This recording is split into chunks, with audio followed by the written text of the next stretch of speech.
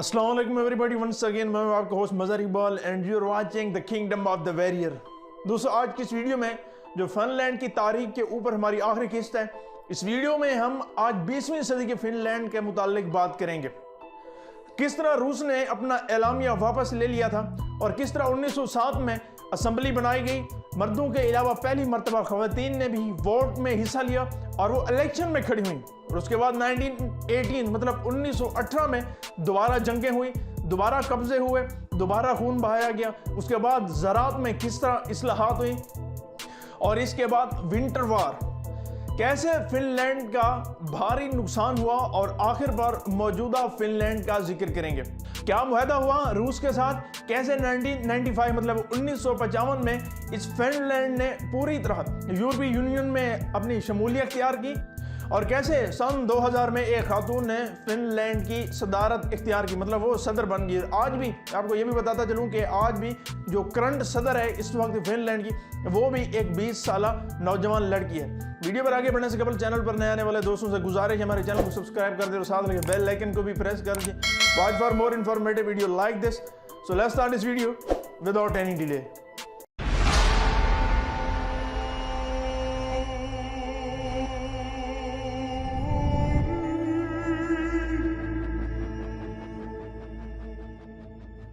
So welcome back दोस्तों। 20वीं सदी में वक्त का धारा एक मरतबा फिर से बदल गया। 1902 मतलब 1902 में फनी जो थी, ये फिनलैंड की ज़बान थी, उसको स्वीडिश के साथ साथ सरकारी ज़ुबान का दर्जा भी दे दिया गया। और इसी दौरान रूस का जो बादशाह था जिसका नाम था ज़ार, उसने अपना साबका एलामिया वापस ले लिया। दोस्तों 1907 मतलब 1907 में नई असम्बली का इंतखाब हुआ तो पुरानी असम्बली ख़त्म कर दी गई, तोड़ दी गई। इस बार तमाम मर्दों के साथ खवातीन को भी वोट का हक दे दिया गया।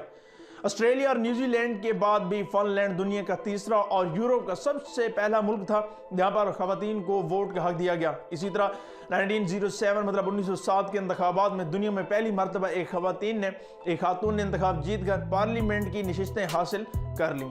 इसी तरह 1910 मतलब 1910 में दोबारा बादशाह ने सख्ती से फिन कानून की साजी के इख्तियारात को महदूद कर दिया, कंप्रेस कर दिया, लिमिट बना दी। उसने ये वाजे किया कि फिनलैंड को ऐसे किसी भी कानून बनाने का कोई हक नहीं है जिसके असरात मुल्क से बाहर हो। लेकिन ज़ार का वक्त ख़त्म हो चुका था। मार्च 1970 मतलब 1917 में इसका तख्ता उलट दिया गया। जुलाई 1917 मतलब 1917 में फिन पार्लियामेंट ने ऐलान किया कि तमाम इख्तियारात मासवाए खर्जा पॉलिसी के फिनलैंड के पास हैं। 6 दिसंबर 1970 मतलब 6 दिसंबर 1917 को पार्लियामेंट ने फिनलैंड को आज़ाद मुमलिकत करार दे दिया। इसी दौरान अक्टूबर 1970 में कंजर्वेटिव हुकूमत चुनी गई। इस दौरान बाएं बाजू के इंतहा पसंदों ने फैसला किया कि वो वक्त के जोर पर अपनी हुकूमत बनाएंगे और साथ ही साथ सुर्खों ने रेड फिन्स, ये भी एक कबीला था जो फिनलैंड में रहता था, उन्होंने हेलसिंकी और दीगर कई शहरों पर कब्जा कर लिया। ताहम जनरल मेरम ने सफेदों व्हाइट फिन्स की क़यादत संभाली। इस दौरान अप्रैल 1918 में मतलब 1918 में ताम्बरे शहर पर भी कब्जा हो गया था। इसी असना में जर्मनी ने फिनलैंड पर हमला कर दिया और हेलसिंकी पर कब्जा कर लिया। मई के दौरान बगावत पर काबू पा लिया गया, मतलब मई में। दोस्तों इसी तरह 8000 बागियों को मौत की सजा सुनाई गई और बाकी जो 1200 कैदी बचे थे उनको नजर बंद कर दिया, उनको कैद बंद कर दिया गया और वो वहीं अंदर मतलब फौत हो गए थे। दोस्तों अक्टूबर 1918 मतलब 1918 में जर्मन शहजादा चार्ल्स फ्रेड, उसने जनरल हेसे को फिनलैंड का किंग बना दिया, लेकिन उसका दौर हुकूमत बहुत ही मुख्तसर था। जर्मनी ने 11 नवंबर 1918 मतलब 11 नवंबर 1918 को आर्जी जंग बंदी का मुआहदा करते हुए जनरल मेरम को आर्जी तौर पर हुकूमत सौंप दी।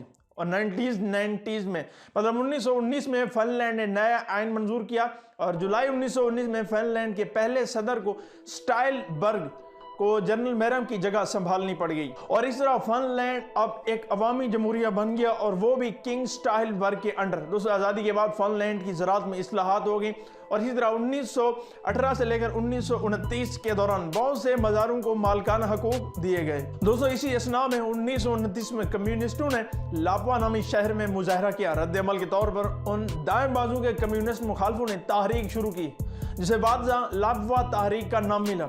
और 1932 में लावा तहरीक ने 35 साल पर कब्जा करने की कोशिश की। सदर स्टाइलबर्ग ने इस पर काबू पा लिया, लेकिन इसने बागियों से नरमी का सलूक किया। दोस्तों इसके बाद दूसरी जंग अजीम शुरू हो जाती है जिसमें फिनलैंड ने भरपूर हिस्सा लिया। 1939 में स्टालिन को अपने शुमाली महाज पर हमले का अंदेशा हुआ। उसको बचाने के लिए उसने फिनलैंड से इलाके मांगे और बदले में दूसरे इलाके देने की पेशकश कर दी और उसकी पेशकश को ठुकरा दिया गया। इस पर स्टालिन ने ताकत इस्तेमाल करने का सोचा।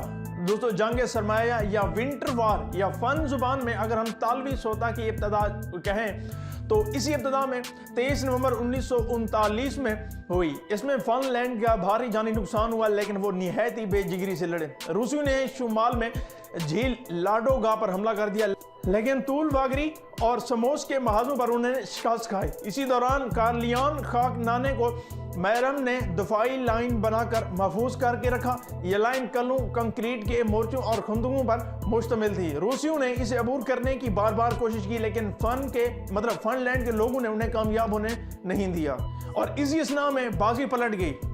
14 फरवरी 1940 को रूसियों ने मैरम लाइन अबूर कर दी और फन लोगों को अमन मुहदे पर मजबूर होना पड़ा। जंग का इख्तिताम मास्को मुहदे की सूरत में हुआ।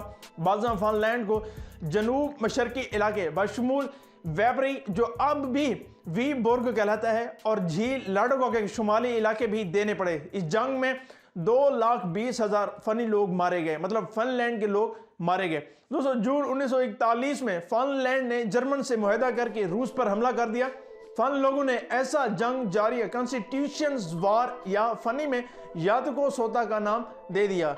दोस्तों, फन लोग तेजी से अपने इलाकों पर कब्जा कर लिया। तहम दिसंबर 1941 में इंग्लैंड ने फिनलैंड से जंग का ऐलान कर दिया। दोस्तों, जर्मनों को जब स्टालिनग्राड के मकाम पर 1943 में शिकस्त का सामना हुआ तो फिनलैंड ने महसूस कर लिया कि अब इसे जंग से पीछे हट जाना चाहिए। मुज़ाकरात मार्च 1944 में शुरू हुए, लेकिन फिनलैंड के लोगों ने रूसी मुतालबात कबूल करने से इनकार कर दिए, लेकिन शिकस्त नोश्ता दीवार की मान थी। इसलिए फिनलैंड के लोगों ने 5 सितंबर 1944 को रूस से जंग बंदी का मुआहदा कर दिया। मुआहदे के बाद फिनलैंड के लोगों का काफी बड़ा इलाका रूस के हवाले होना पड़ा। इसके अलावा जंग का तावान भी उन्हीं रूस को दिया।